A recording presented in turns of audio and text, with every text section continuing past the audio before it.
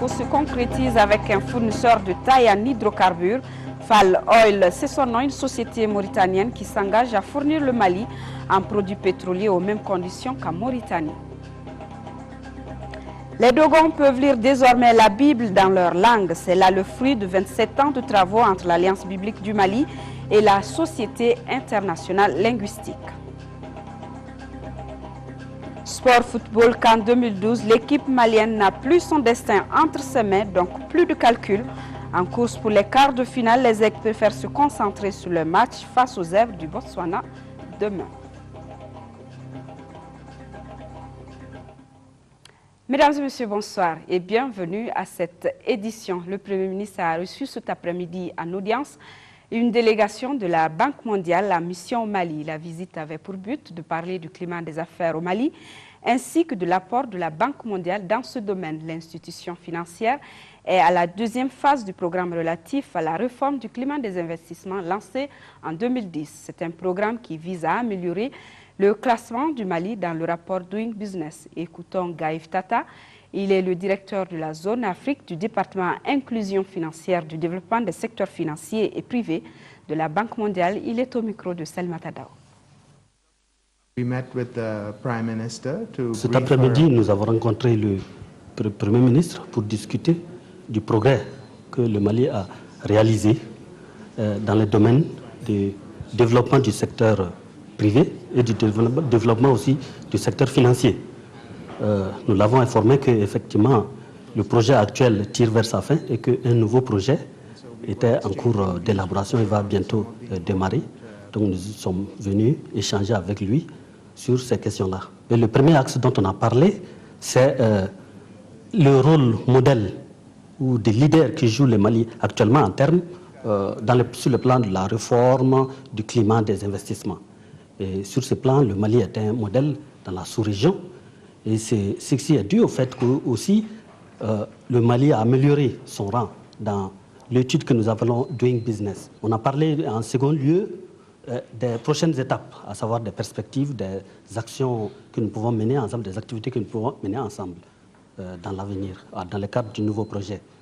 Et puis, enfin, on a parlé aussi des contraintes auxquelles le secteur privé est confronté, les différentes contraintes, à savoir l'accès au foncier, que ce soit le foncier agricole ou le foncier industriel, et puis aussi l'accès au financement. Nous avons parlé aussi de dialogue dans le cadre de ce que nous appelons le partenariat public et privé. De l'avis des journalistes, le séminaire sur la couverture des élections par les médias a été une parfaite réussite. Il leur a permis de renforcer leurs compétences sur la production et la diffusion d'informations justes et crédibles sur les candidats et leurs programmes. Ce séminaire de formation, qui est une initiative du Comité national de l'égal accès aux médias d'État et de l'Organisation internationale de la francophonie, s'est achevé cet après-midi. Les reportages avec Brahma Traoré. Rideau sur le séminaire sur la couverture des élections par les médias. Un séminaire de 2 jours qui visait à renforcer les compétences des hommes des médias en matière de production et de diffusion d'une information objective et crédible sur les candidats. De l'avis des confrères, la formation a été très bénéfique. La formation a été vraiment utile pour les journalistes et puis ça a permis aussi aux uns et les autres le côté de la responsabilité sociale du journaliste a été vraiment mieux étayé et je crois que nous sommes mieux outillés maintenant pour affronter les échéances à venir et dans un climat de paix, de sérénité. Organiser une formation de ce genre, c'était avec des experts internationaux, je veux dire l'Organisation internationale de la francophonie. Donc ce n'était pas n'importe quelle formation, ça a été une véritable école pour, je ne dirais pas pour moi seul, pour tous les journalistes. Une formation qui a été donc une réussite avec à la clé une série de recommandations, au nombre desquelles le respect de la loi relative à la proclamation des résultats des élections et la protection des journalistes pendant la période électorale. À ces recommandations s'ajoute la dotation de la presse privée, des moyens pour la couverture médiatique des élections, entre autres. Et le ministère de la Communication s'engage à examiner minutieusement les recommandations formulées. Au finish, contribuer à leur mise en œuvre. Cependant, le département de tutelle tient au respect de l'éthique et de la déontologie de la profession. Nous devons faire preuve de professionnalisme. Professionnalisme doublé de patriotisme, avant, pendant et après ces échéances à venir. Un véritable défi que nous nous devons de relever tous, professionnels, autorités et instances de régulation.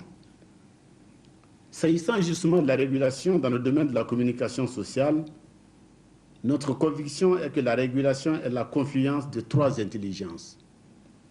L'intelligence politique, l'intelligence professionnelle et son corollaire éthique et déontologique, l'intelligence de la socialisation, tout le processus d'acquisition, de conservation, de transmission du savoir, des items culturels, bref, des valeurs sociétales.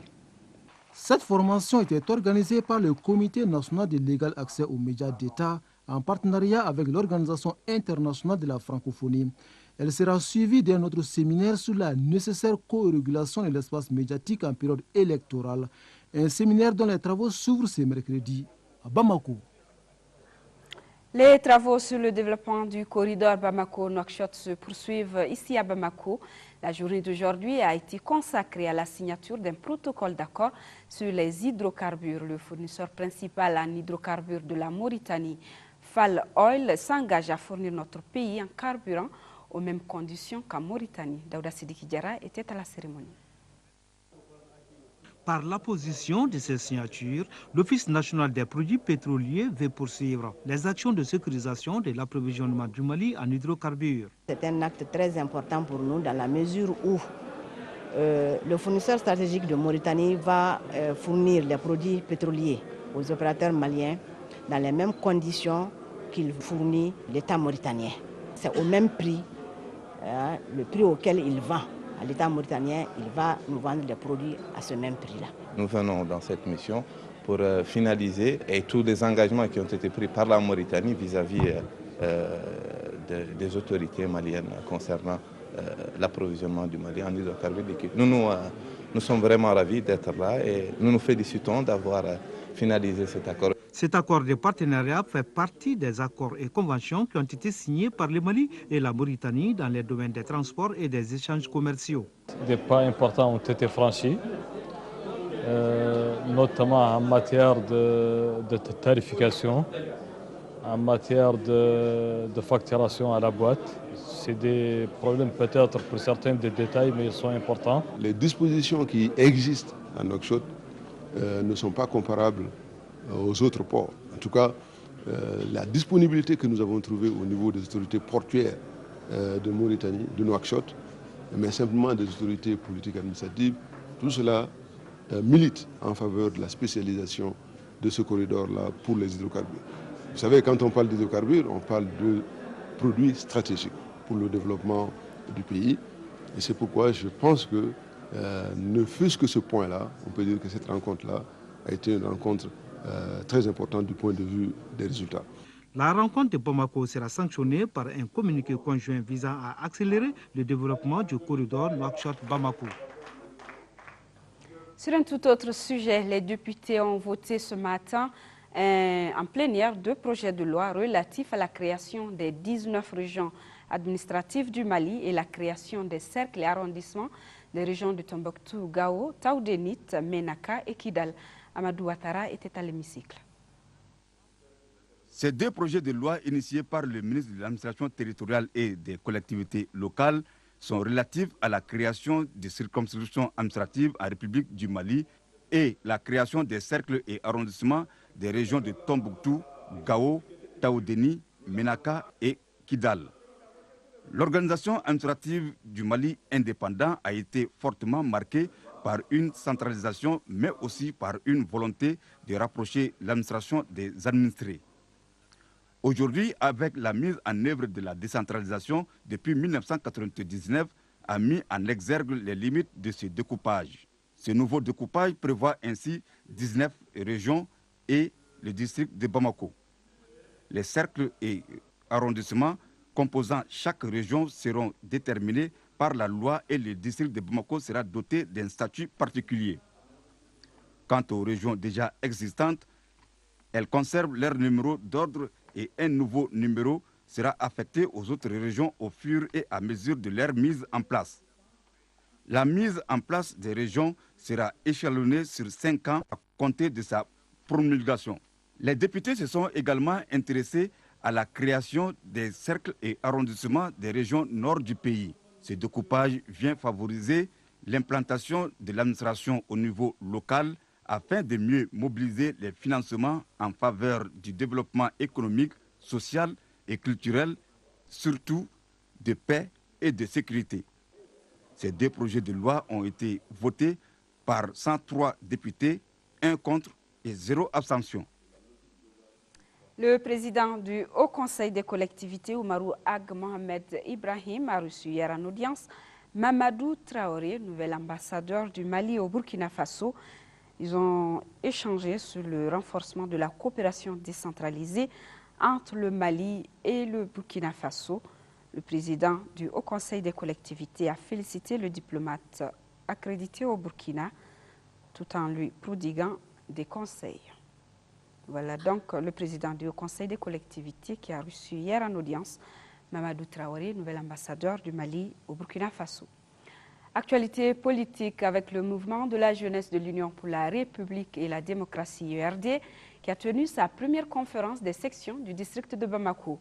Les présidents de ces sections ont présenté au Bureau national de la jeunesse URD les activités réalisées et les perspectives pour 2012. Demba Moussa Konaté donne les détails de cette conférence. Le chômage, le problème de l'emploi, les réformes constitutionnelles, tels sont les principaux sujets débattus au cours de cette première conférence des jeunes de l'Union pour la République et la démocratie des 6 communes du district de Bamako. Comme la majorité des jeunes maliens, vous savez, les jeunes du district de Bamako ont surtout souligné des problèmes liés à l'éducation, à la formation, à la sécurité, aux questions de santé. Donc de façon générale, ce sont les problèmes quotidiens de la population malienne dans sa frange juvénile qui ont été évoqués. Aujourd'hui, personnellement, je suis fier d'avoir à mes côtés des camarades jeunes qui sont engagés, qui sont passionnés et qui croient fortement à ce qu'ils font. Et moi, je pense que c'est vraiment important et c'est encourageant pour l'avenir.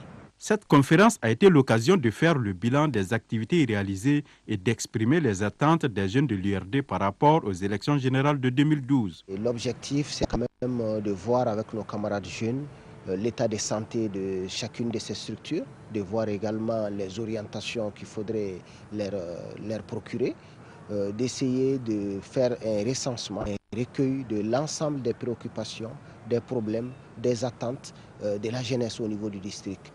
Parce que nous pensons également que la jeunesse est mieux placée pour savoir ses problèmes et faire aussi des propositions, des recommandations, des solutions qui feront l'objet d'un mémorandum que le mouvement va faire dans les prochains jours. Le mouvement des jeunes de l'Union pour la République et la démocratie souhaite pour le Mali des élections paisibles, transparentes et responsables.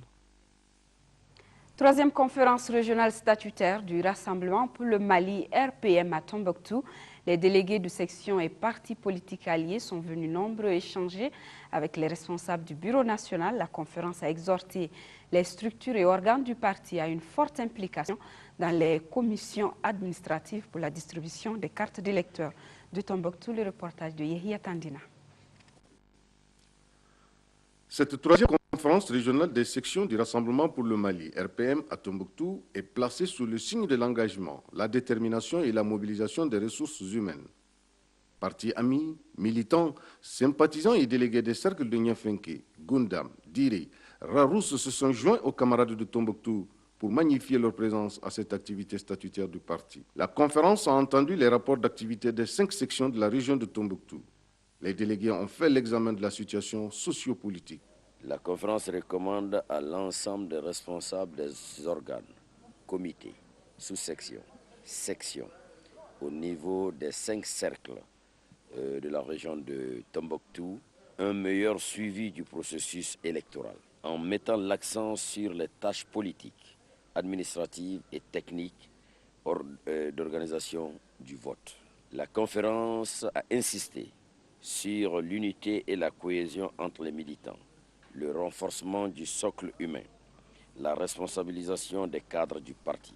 La conférence, au niveau des 5 sections, a aussi demandé l'encadrement des bureaux de vote en vue de la sécurisation des résultats. La conférence a exhorté les structures et organes du parti à une forte implication dans les commissions administratives pour la distribution des cartes d'électeurs. Pour les militants du parti du Tisserand, la rencontre de Tombouctou a été une opportunité pour mesurer leur capacité de mobilisation. Les responsables en ont profité pour condamner les derniers événements perpétrés dans le nord du pays.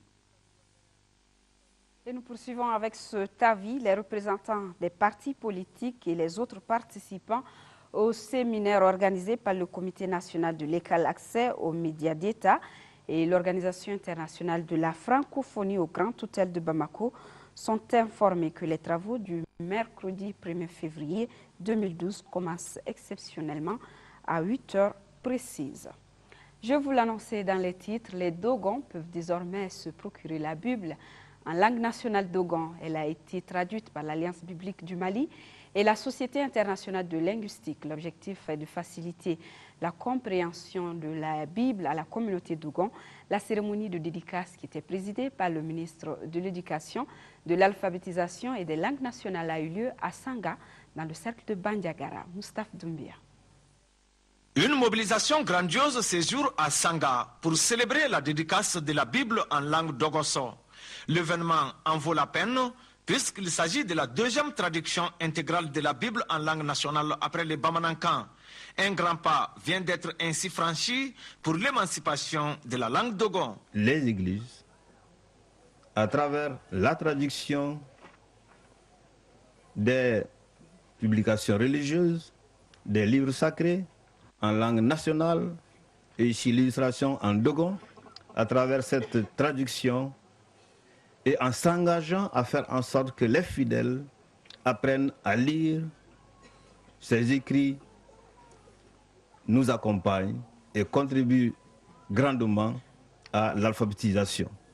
Donc mes encouragements, mes félicitations et en avant pour la poursuite, pour l'alphabétisation de tous les fidèles en langue Dogon pour que chacun puisse lire dans le texte la Bible qui nous vient d'être donnée. Il a fallu 27 ans à la commission de traduction pour parvenir à traduire la Bible en langue Dogon et qui répond aux normes universelles de traduction de l'Alliance biblique. Le coût de production et de transport de 5100 exemplaires est de 35 millions de francs CFA. La Bible est un des livres les plus importants qu'on peut trouver dans le monde et par son contenu, la Bible change la vie et la vision du monde pour chacun. Et quand on a la Bible dans sa propre langue, cela signifie que vous pouvez comprendre la parole de Dieu dans la langue du cœur. Et la Bible vous parle directement dans le cœur qui vous permet de comprendre profondément cette parole. Autre temps fort de la cérémonie de dédicace de la Bible en langue Dogonso, c'est la lecture d'une partie de la Bible traduite, l'animation des cultes et la remise des copies de la Bible en Dogon à certaines personnalités.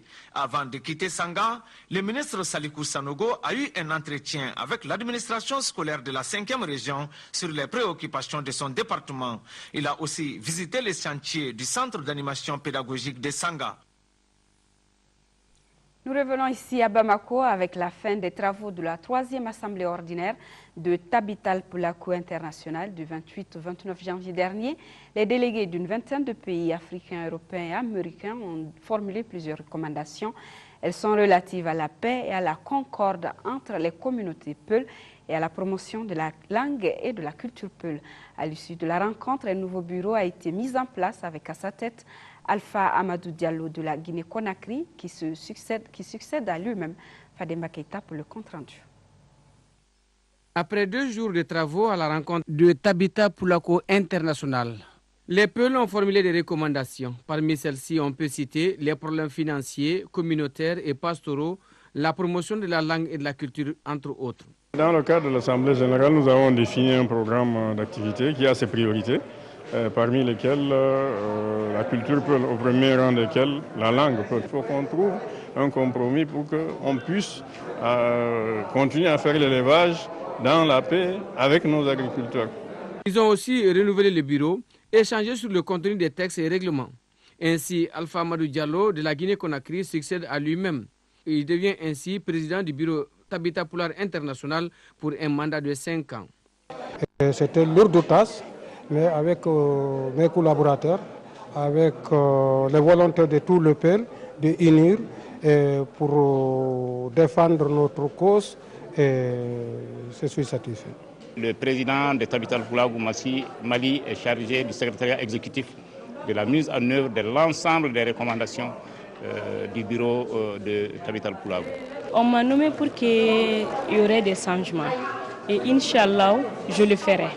Cette troisième assemblée générale ordinaire prévoit pour la promotion de la langue et de la culture peul, l'enseignement du dialecte à tous les enfants, la construction à Bamako d'une radio et d'une télévision au nom de Tabita Poulako International.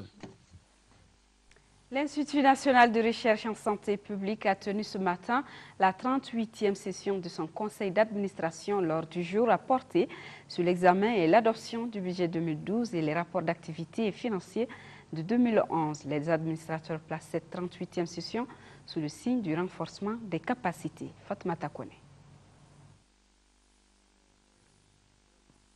Le budget de l'INRSP pour l'année 2011 s'élevait à 2,1 milliards de francs CFA, un budget jugé insuffisant vu le nombre élevé de projets pour l'année 2012. C'est pourquoi au cours de cette 38e session, les administrateurs vont revoir le budget à la hausse. Ils vont également faire le bilan des réalisations en recettes et en dépenses. Parmi ces réalisations, on peut citer la définition des stratégies de contrôle de certaines maladies transmissibles, la surveillance épidémiologique des maladies, de la fièvre jaune, entre autres. Pour 2012, nous comptons le ramener à plus de 2 milliards 400 millions. Et ceci va peut-être se matérialiser essentiellement par la construction d'un nouveau laboratoire dans les normes de biosécurité, mais aussi par la mise en œuvre d'un certain nombre de projets de protocoles de recherche. Cette 38e session est placée sous le signe de renforcement des capacités et l'adoption des manuels administratifs et financiers. Le dit manuel va fournir des éléments de compréhension sur l'organisation de l'INRSP. Il s'agit donc d'un instrument essentiel de contrôle interne qui garantit la permanence et la cohérence des méthodes en contribuant à la maîtrise de la gestion de la structure. En dépit des progrès enregistrés, l'Institut est confronté à certaines difficultés.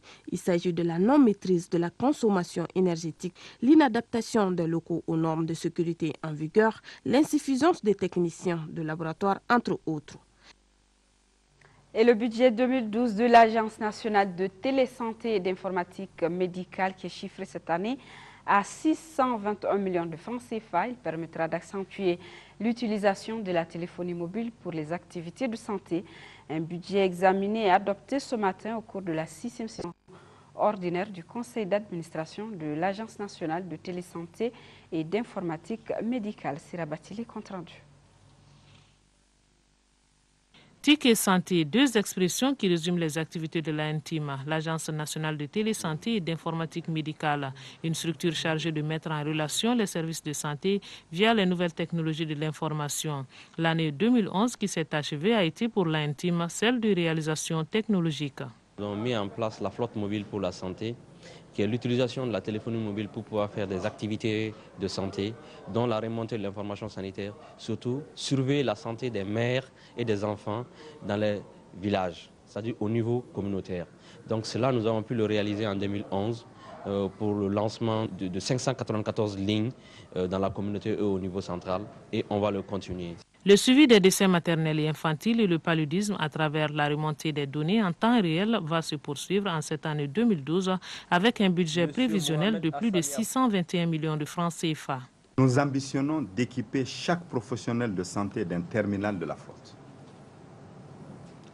Par ailleurs, la mise en œuvre de l'approche mobile se poursuivra à travers le projet de remplacement progressif des RAC classiques par le téléphone mobile et le RAC numérique. 2012 verra également la mise en route de l'intranet de la santé, ce qui permettra de communiquer par SMS avec le niveau central. Aussi la construction d'un bâtiment comme siège de l'agence. Et ce sont tous ces projets qui seront passés en revue au cours de cette 6e session du conseil d'administration de l'ANTIM avant leur validation. 120 milliards de francs CFA, c'est le coût du projet programme de développement de l'irrigation dans le bassin du Bani et Sélengue, site de Bla, dans la région de Ségou. Le dit projet tient depuis ce matin à Bla la 2e session de son comité technique d'orientation. Une session qui a examiné le rapport d'activité 2011 et approuvé le rapport financier de l'exercice 2012 de Ségou Séni Samake. Au cours de cette deuxième session du comité technique d'orientation du programme de développement de l'irrigation dans le bassin du Bani et à Sélengue, site déplaçant, les membres ont examiné les points d'exécution de l'exercice 2011, le rapport et le programme d'exécution technique et financier de 2012. La BAD, la Banque africaine de développement, vient de donner son avis du nombre d'exécutions par rapport à l'analyse des offres techniques qui ont été effectuées en août-septembre 2011. Donc par rapport à ces tanneaux, ça va nous permettre de continuer le reste des travaux. Donc pour ce qui concerne les difficultés, nous sommes confrontés d'abord à une question de pluviométrie. Il y a un manque de pluviométrie dans la localité qui va avoir des répercussions sur les récoltes. Ensuite, il y a eu les problèmes fonciers aussi. Les populations attendent beaucoup de ce projet vu les efforts consentis par l'État, à savoir la construction du barrage de Seuil de Talo et l'aménagement des plaines qui prévoit l'installation des producteurs de 42 villages des cercles de Sang et Blas sur une superficie de plus de 11 000 hectares.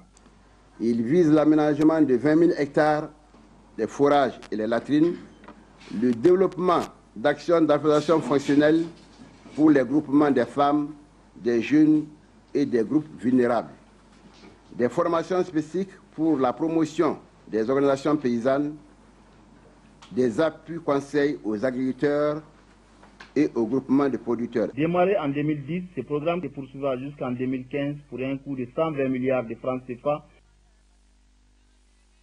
La deuxième session du comité de pilotage du projet Améliorer la capacité d'adaptation et la résilience face au changement climatique dans le secteur agricole du Mali s'est tenue ce matin ici à Bamako. Parmi les points inscrits à l'ordre du jour, l'examen de la mise en œuvre des recommandations de la première session. Le reportage de Agali Agagissa.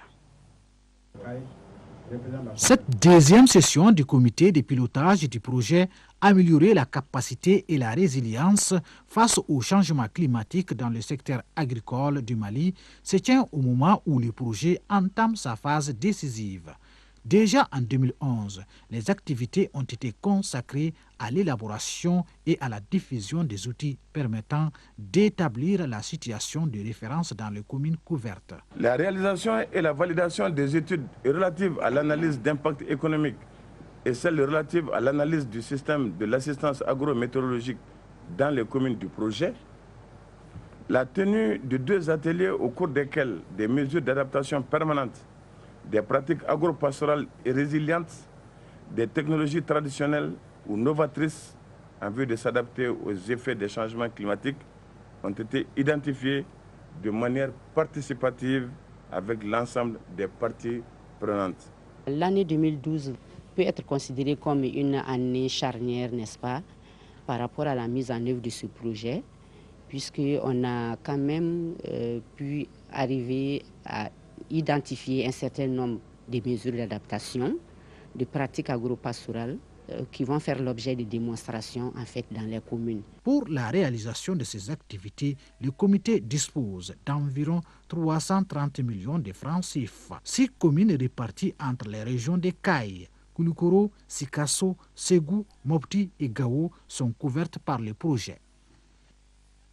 L'Agence de développement rural de la vallée du fleuve Sénégal, ADRS, aménagera plus de 122 hectares de périmètres irrigués villageois dans le cercle de Bafoulabé.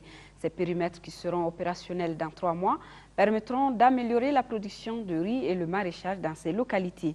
Le coût des aménagements est estimé à plus de 683 millions de francs CFA. Les responsables de l'ADRS et les autorités administratives ont visité les sites pour s'enquérir des conditions. Envoyé spécial Boubacar Sissoko, Tiédé Camara. À travers ces différents périmètres irrigués villageois, l'Agence de développement rural de la vallée du fleuve Sénégal, ADRS, réduira considérablement l'exode rural. Les villages concernés sont Bakoy, situé sur le fleuve Bakoy, bras du fleuve Sénégal, où 50 hectares seront aménagés pour la riziculture et le maraîchage. Kamankole, situé entre Baflabé et Mahina, sur le fleuve Bafin, l'autre bras du fleuve Sénégal, spécialisé dans le maraîchage. Pour appuyer ces maraîchers, La DRS compte aménager 27 hectares et demi afin d'améliorer la production et la productivité. La troisième localité bénéficiaire est Djakaba, dans la commune rurale de Djoreli, cercle de Baflabé. Là, 40 hectares de bas-fonds seront aménagés où la DRS entend produire en moyenne 7 tonnes à l'hectare, ce qui consolide la sécurité alimentaire et lutter contre l'exode rural. Pour la réalisation de ces projets à Baroy et à Djaraba, une motopompe sera installée dans ces localités. Je suis très réconforté compte tenu du nombre d'hectares à aménager et compte tenu des villages qui ont été vraiment choisis. J'ai été réconforté aussi par l'engouement des populations autour de ça. Les travaux seront exécutés par l'entreprise Ablaye Diawara pour un coût d'un peu plus de 680 millions de francs CFA pour un délai de 3 mois. Sport football CAN 2012 pour le compte de la troisième et dernière journée du groupe C. Le Gabon a battu la Tunisie par le score de 1-0. Le résumé de la rencontre avec Koumba Nyambele. Tous déqualifiés pour les quarts de finale de cette 28e édition de la Coupe d'Afrique des Nations. L'objectif de cette rencontre était de savoir qui allait terminer premier du groupe C entre le Gabon et la Tunisie avec 3 matchs, 3 victoires. Dans un match assez équilibré, chacun a eu des occasions, mais sans trouver la faille. Boosté par un public enthousiaste en seconde période avec en tête le couple présidentiel, les Gabonais finissent par ouvrir le score par Aubameyang à la 62e minute. Avec ce score d'1-0, Daniel Cousin et ses coéquipiers préservent cet avantage jusqu'au coup de sifflet final. Dans l'autre rencontre du groupe C, le Maroc a battu le Niger par le score d'1-0. La Tunisie affrontera le Ghana pour les quarts de finale de cette 28e édition de la Coupe d'Afrique des Nations. Et vous pourrez suivre la rencontre Niger-Maroc juste après cette édition. Nous allons continuer de parler football avec l'équipe du Mali en course pour les quarts de finale demain contre le Botswana à Libreville. Pourtant, les Maliens n'ont plus tout à fait leur destin en main car une courte victoire de la Guinée-Conakry face au Ghana les éliminerait. Les Aigles préfèrent ne pas calculer et vont se concentrer sur leur match face aux Zèbres du Botswana. Koji Sibi depuis Libreville. Pour la énième fois, les Aigles du Mali sont obligés de jouer avec les scies. En effet, Cédric Kanté et ses partenaires n'ont pas totalement leur sort entre les mains dans la perspective de la qualification en quart de finale. Si la Guinée gagne contre le Ghana, il faudra que les Maliens battent le Botswana par au moins 5 buts d'écart. Mais une défaite ou un nul du Sili face au Black Star, nos joueurs pourront se contenter du nul. Revoilà l'équipe nationale avec les calculs. Les calculs... Les gens sont obligés de les faire, on est obligé de les faire aussi entre nous parce qu'il y a un règlement qui veut ça. Maintenant, pour aborder le match, au contraire, je pense que c'est assez facile, on n'a pas le choix, il nous faut une victoire et puis on mettra le plus de chances de notre côté, même si on sait qu'on est tributaire de ce qui se passe dans l'autre match aussi. Si l'on avait vu des aigles tactiques qui ont pu tenir face à la Guinée, contre le Ghana, c'était tout autre chose. Une équipe malienne incapable de se libérer, qui n'a pas osé et qui, à la limite, a voulu jouer un match nul.